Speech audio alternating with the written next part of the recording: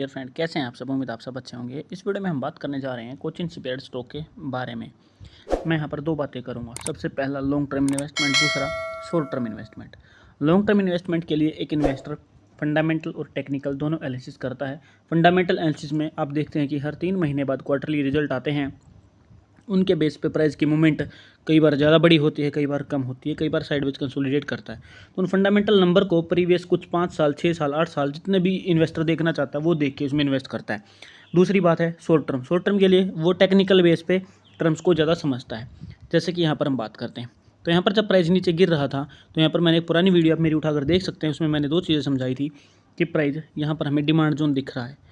Demand zone जहाँ पर एक रैली कैंडल यानी कि जहाँ पर बायर ज़्यादा पावरफुल हो, ग्रीन कैंडल दिखती है, और उसके बाद कुछ बेस कैंडल और फिर से हमें ग्रीन कैंडल देखने को मिलते हैं। इस तरीके की कैंडल हमें देखने को मिलती हैं। ये ग्रीन कैंडल, ठीक है, उसके बीच में जो ये कैंडल है ये बेस कैंडल होती हैं। बेस कैंडल समझोगे तो उसमें बायर और सेलर कम एक्टिव रहते हैं, यानी कि वहाँ पर प्राइस थोड़ा संभलता है 2 से 3 दिन के लिए, फिर वहाँ से प्राइस ऊपर चला जाता है। मैक्सिमम 6 डेज़ के लिए भी वहाँ पर मानी जा सकती हैं चीज़ें, जो पैटर्न सबसे ज़्यादा काम करता है।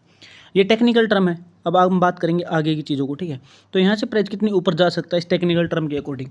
तो इस रेंज को आप देखोगे तो ये यही रेंज है जहाँ पे आगे प्राइस रुका है और संभला है। तो यहाँ से प्राइस ऊपर जाएगा तो सबसे पहला टारगेट आप देखोगे तो यहाँ से हमें किस जगह पर मिलता दिख सकता है, ये जो रेंज है यहाँ पर, ठीक है। इस रेंज के नंबर की बात करूँगा तो नंबर हमें प्राइस संभलता दिख सकता है, 1690 तक के टारगेट देता दिख सकता है अभी। उसके बाद प्राइस दोबारा से नीचे जाता दिख सकता है। दूसरा इसका रीज़न क्या है कि यहाँ पर अगर हमें स्टॉक में पैटर्न मिलता है, एक लोअर लो जो कि सबसे कॉमन पैटर्न है, और लोअर हाई, ये आप देख रहे हैं, ठीक है। अब अगर प्राइस की क्लोजिंग यहाँ से दोबारा नीचे गिर के 1283 से नीचे मिलती है दोबारा, तो फिर एक नया लो हमें मिलता दिख सकता है और प्राइस 881 तक जाता दिख सकता है। अदरवाइज़ अगर प्राइस की क्लोजिंग जो कि मैंने आपको नंबर बताया 1686 इसके ऊपर क्लोज होता दिख जाता है, तो फिर हमें नए टारगेट देखने को मिल सकते हैं। पुराने प्रीवियस ऑल टाइम हाई के पास प्राइस पहुंच सकता है, वहां पर जाकर रुकेगा और उसको भी ब्रेकआउट करके आगे बढ़े दूसरे टारगेट हमें देखने को मिल सकते हैं। ये स्टॉक का टेक्निकल एनालिसिस कहता है, जो कि पिछले पुराने बैक टेस्ट के ऊपर बेस है। बैक टेस्ट आप किसी भी स्टॉक में जाके कर सकते हैं, देख सकते हैं इन चीज़ों को जो मैंने आपको बताई है।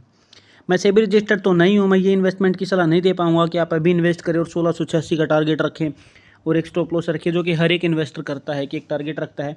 5% का स्टॉप लॉस है तो मिनिमम 20% का वो टारगेट लेकर चलता है, ठीक है। वीकली टाइम फ्रेम है, 2 से 3 महीने का टाइम यहाँ पर हम देख सकते हैं।